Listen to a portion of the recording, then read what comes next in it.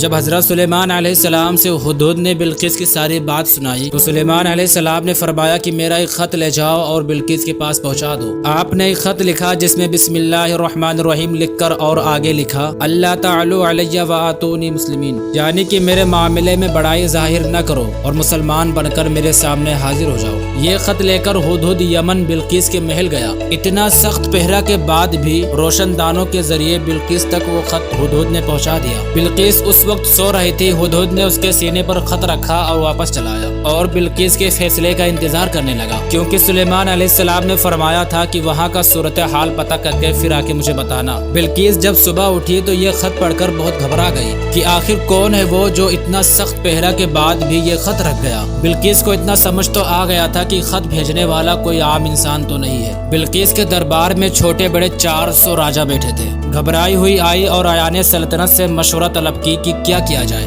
وہ بولے کہ آپ ڈرتے کیوں ہیں؟ ہم زور والے ہیں اور لڑنے میں ماہر ہیں۔ سلیمان اگر لڑنا چاہتا ہے تو ہم لڑیں گے، لیکن شکست تسلیم نہیں کریں گے۔ اس کے بعد آپ کی مرضی، جو آپ حکم کریں۔ بلقیس سمجھدار تھی، اس نے کہا کہ جنگ اچھی چیز نہیں۔ بادشاہ جب کسی شہر میں اپنے زور و قوت سے داخل ہوتا ہے تو پورے شہر کو تباہ کر دیتا ہے۔ میرا خیال ہے کہ میں سلیمان کی طرف ایک تحفہ بھیجوں اور پھر دیکھوں کہ سلیمان اسے قبول کرتے ہیں یا نہیں۔ اگر وہ بادشاہ ہیں تو تحفہ قبول کر لیں گے، اور اگر نبی ہیں تو میرا تحفہ قبول نہیں کریں گے۔ بہرحال ان کے دین کا اتباع کیا جائے۔ چنانچہ بلقیس نے 500 غلام اور 500 باندیا بہترین ریشمی لباس اور زیورات کے ساتھ آراستہ کر کے انہیں ایسے گھوڑوں پر بٹھایا جن کی لگامیں جواہرات سے جڑے اور کاٹھیاں سونے کی تھی، اور 1000 سونے اور 1000 چاندی کی اینٹیں اور ایک تاج جو بڑے قیمتی موتیوں سے مزین تھا۔ ایک خط کے ساتھ ان سب کو وہاں سے روانہ کیا۔ ہدہد یہ دیکھ کر وہاں سے چل دیا اور سلیمان علیہ السلام کے پاس آیا اور سارا قصہ سنایا۔ حضرت سلیمان علیہ السلام نے اپنی جینی لشکروں کو حکم دیا کہ سونے چاندی کی اینٹیں بنا کر 6 میل تک انہی اینٹوں کی سڑک بنا دی جائے، اور سڑک کے ادھر ادھر سونے اور چاندی کی بلند دیواریں کھڑی کر دی جائیں، اور سمندر کے جو خوبصورت جانور ہیں، اسی طرح خشکی کے بھی جو خوبصورت جانور ہیں، وہ سب حاضر کیے جائیں۔ چنانچہ آپ کے حکم کی تعمیل کرتے ہوئے جناتوں نے یہ سب فوراً کر دیا۔ 6 میل سونے چاندی کی سڑک بن گئی، اور سڑک کے دونوں طرف سونے چاندی کی دیواریں بھی بن گئیں، اور تمام جانوروں کو بھی حاضر کر دیا گیا۔ اور پھر سلیمان علیہ السلام نے اپنے دائیں جانب 4000 سونے کی کرسیاں اور بائیں جانب بھی 4000 سونے کی کرسیاں رکھوا دیے، اور اپنے مقربین اور خاص لوگوں کو اس پر بٹھایا، اور اپنے جنی لشکر اور انسانی لشکروں کو دور دور تک صف بہ صف کھڑا کر دیا۔ اسی طرح وحشی جانوروں اور درندوں اور چوپایوں کو بھی استقبال کے لیے صف بہ صف کھڑا کر دیا۔ اس قسم کا شاہی دبدبہ اور جلال اور اس شان و شوکت کی حکومت چشم فلک نے کبھی دیکھی ہی نہ تھی۔ بلقیس نے اپنے قاصدوں کو بڑے بڑے قیمتی تحفے دے کر بھیجا تھا، لیکن ان قاصدوں نے سونے چاندی کی بنی ہوئی سڑک پر جب اپنا قدم رکھا اور دونوں طرف سونے چاندی کی دیواریں دیکھی، اور پھر سلیمان علیہ السلام کی جاہ و عزت اور شان و شوکت کے نظارے دیکھے، تو ان سب کا دل دھک دھک کرنے لگا اور شرم کے مارے پانی پانی ہو گئے، اور سوچنے لگے کہ میں کس منہ سے بلقیس کا تحفہ سلیمان کی خدمت میں پیش کروں گا۔ بہرحال بارگاہ سلیمان نے پہنچ کر جب قاصد آگے آیا تو سلیمان علیہ السلام نے فرمایا کہ تم لوگ دنیا پر فخر کرتے ہو اور ایک دوسرے کے تحفوں ہدیہ پر خوش ہوتے ہو، لیکن مجھے نہ دنیا سے خوشی ہوتی ہے اور نہ اس کی حاجت ہے۔ اللہ نے مجھے بہت کچھ دے رکھا ہے، لہٰذا اے بلقیس کے قاصد پلٹ جا اور اپنا یہ تحفہ لے جاؤ، اور ساتھ میں جا کر بلقیس سے یہ بھی کہہ دینا کہ اگر وہ مسلمان ہو کر میرے حضور پیش نہ ہوئی تو ہم اس پر لشکر لائیں گے اور اسے تباہ و برباد کر کے شہر سے باہر کر دیں گے، کیونکہ ملکہ بلقیس اس وقت کافرہ تھی۔ بلقیس کا قاصد یہ پیغام لے کر واپس پلٹا اور بلقیس سے سارا قصہ تفصیل کے ساتھ کہا۔ بلقیس نے غور سے سنا اور بولی کہ بے شک وہ نبی ہے اور ان سے مقابلہ کرنا ہمارے بس کا کام نہیں ہے۔ مشورہ طلب کرنے کے بعد حضرت سلیمان علیہ السلام کی خدمت میں خود حاضر ہونے کا ارادہ کیا۔ ہدہد نے آ کر خبر دیا کہ بلقیس یہاں آنے کے لیے اپنے محل سے نکل چکی ہے۔ سلیمان علیہ السلام نے بھرے دربار میں یہ اعلان فرمایا، ایکم یاتینی بعرشھا قبل ان یاتونی مسلمین، کون ہے جو بلقیس کے یہاں پہنچنے سے پہلے ہی اس کا تخت یہاں پر لے آئے؟ عفریت نامی ایک جن اٹھا اور کہا کہ آپ کی مجلس ختم ہونے سے پہلے میں لے آؤں گا۔ حضرت سلیمان نے فرمایا کہ نہیں، اس سے بھی جلدی لانا ہے۔ تو پھر ایک عالم کتاب اٹھا اور کہا کہ حضور میں پل بھر میں لے آؤں گا۔ اتنا کہہ کر وہ ایک پل میں تخت کو لے بھی آیا۔ حضرت سلیمان نے دیکھا تو تخت سامنے رکھا تھا۔ یہ راستہ کوئی معمولی یا نزدیک نہیں تھا، بلکہ سلیمان علیہ السلام کے دربار سے بلقیس کا محل 1 مہینے کا راستہ تھا۔ میں کوئی جہاز یا ٹرین کی بات نہیں کر رہا، بلکہ اس دور میں اگر کوئی پیدل جاتا تو 1 مہینہ لگتا تھا جانے کے لیے اور 1 مہینہ آنے کے لیے، اور اس کے علاوہ اس کا تخت بھی بہت بھاری بھاری تھا، 80 گز لمبا اور 40 گز چوڑا اور 30 گز اونچا تھا۔ آنے جانے کے لیے 2 مہینے کا راستہ،